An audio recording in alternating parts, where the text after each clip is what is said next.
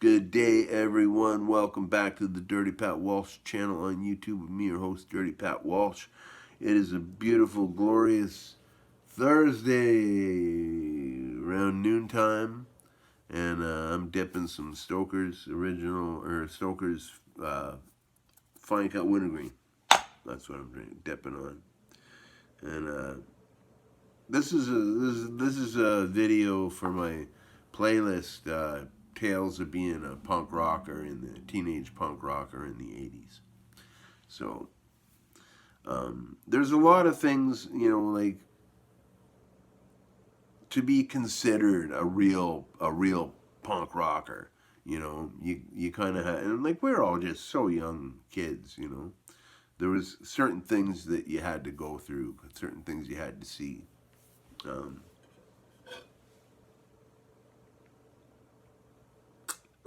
like going to shows. You know, if you didn't go see shows, you were a total poser, and you weren't supporting the scene. Um, so we'd always go to the Oakville shows and the Burlington shows and stuff like that. But the very first Toronto show that presented itself for me to go to was to go see SNFU in 1987 at the this club called the Bridge or Ildico's. I was 17 at the time, um,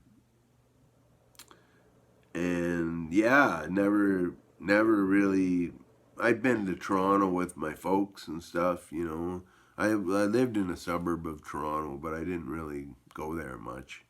I went to like protests and demonstrations and stuff like that down at the you Queens. Fuck, I can't remember any. Uh, I've been there to do like demonstrations and protests in the daytime, but I hadn't really experienced Toronto nightlife at all. Um, so me and my buddies Chris, Steve, and Rob, and some other Chate who was with us, I can't remember his name. We call him Dopey. Um, we all got on a go bus and went to um, went to Toronto, or not a bus, a GO train. The GO train was really fast. It went to Toronto. We got there in about 25 minutes. Um, so you get off the train. Luckily, it's pretty. All this shit's pretty central to the train station. Um, we went up to Bloor Street and into over to Ildico's. Now this wasn't an all ages show. This was a 19 and over show. But the way things ran back then is really all you had to do to get in is like have a card in your hand. It could be anything. It could be, your fucking bank card or whatever, and you just had to flash it to the doorman, and that's all. The doorman didn't care who came in; he just had to do his job, and you know, make it look like IDs are being shown, right? And but anyhow, we're still paranoid about it. So the only person who was of age among us was this woman Sarah, who was really cool. I can't remember how I know her, how I knew her, but I knew her quite well at the time. Um, but anyhow, she was like a motorcycle rider. This blonde bombshell chick. And she so she had a driver's license. So what she would do now, the Eldeco's bathrooms, the windows of them went right, like went. You could see Bloor Street from the bathroom windows in Eldeco's, and so what she did is she got in, went in, went to the bathroom, dropped her ID out the window. Um, my buddy Rob grabbed it, went in, went to the bathroom, dropped it out. I think about 8 of us got in using Sarah's driver's license that night. Um, yeah, it was pretty funny.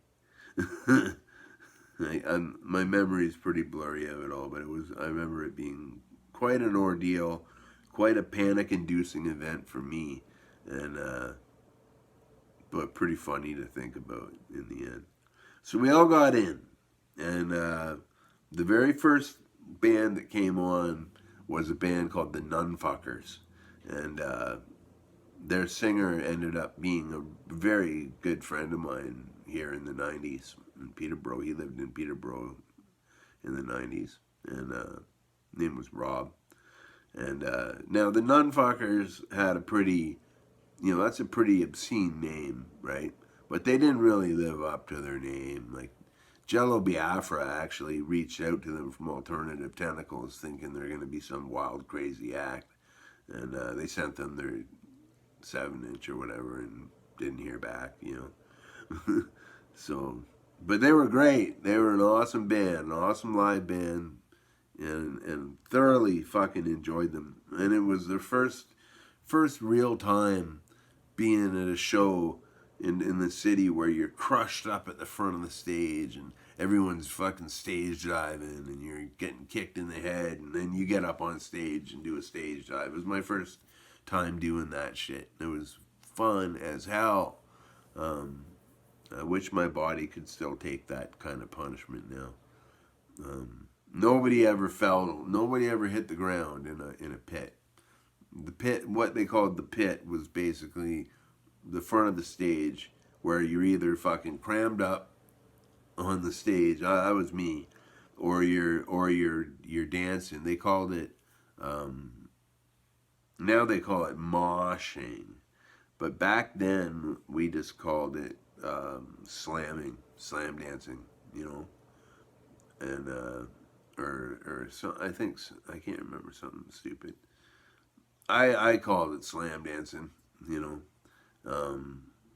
and you ran in a circle, and there was kind of like it's kind of like based on like Jamaican ska dance, like the skank dance, and but it's a lot faster and more violent.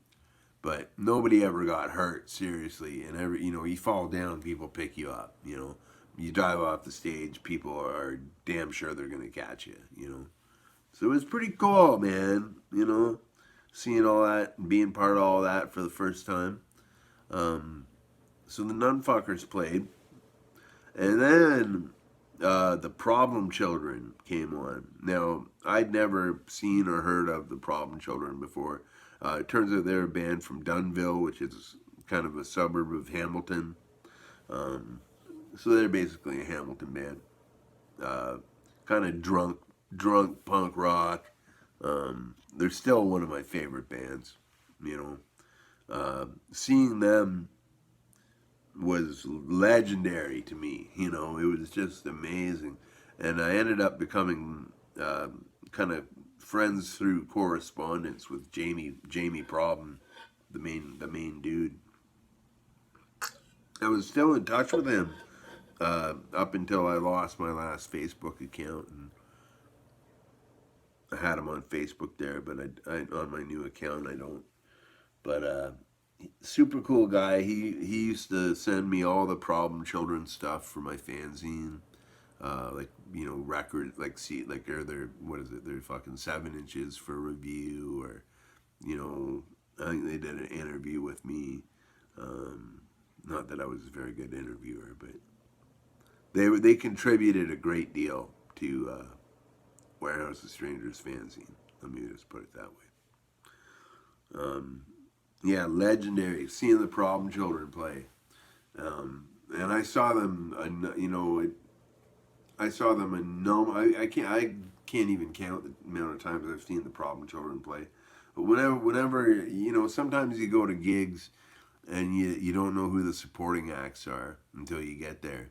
And whenever I found out the Problem Children were playing, that was like, wow, I was more excited about them than the main band we were there for.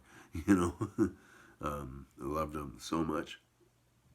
And then in SNFU, now back then we were young, like we were still 17 years old. We didn't have a place to stay in Toronto yet. We didn't know any. We weren't connected yet in the scene. Um, that all changed shortly thereafter. Because kind of once you get in, you're in. You know. Um, hmm We started going to more shows. We started going to shows every weekend and meeting people and making contacts, meeting friends. I'm very proud to say that I grew up in the Toronto hardcore uh, scene in the 1980s. It's kind of a legendary fucking punk rock scene when you look at geographical uh, punk rock scenes throughout the ages. Yeah, very proud to have grown up being part of that. Yeah, and SNFU, but yeah, we were young, we weren't connected, we didn't have anywhere to stay. So we had to catch the train home. We had to catch the last train home, which left it 1 minute after midnight. And SNFU came on about 20 minutes to midnight. If we ran, we could make it to the Union Station from Ildiko's in about 7 minutes, 8 minutes. And that's what we did. We stayed and we watched like the couple first songs of SNFU, and then we booked. We booked it, ran all the way back. We caught the train just in time. It was thrilling and exciting, you know. And I felt like I'd been reborn. I was like, fuck, I saw my first punk show in Toronto, you know. It was amazing. It was an amazing feeling. And led to many more good times to follow from that. Because, once you start to get to know people in the scene, some cool things happen, you know. Like I'm sure I know I told you about stealing a beer off Dave Grohl. But that's on another video. But yeah, anyhow, I just wanted to share that with you and add another story to my growing up in the 80's as a teenage punk rocker and playlist. So yeah, thanks for watching. Thanks for all your good comments and kindness and subscriptions and everything. Uh, I'm very, very appreciative of it. And all I can say is thank you very much for being part of my life. All right. Be well. Stay free. And live your best life every fucking day. Bye now.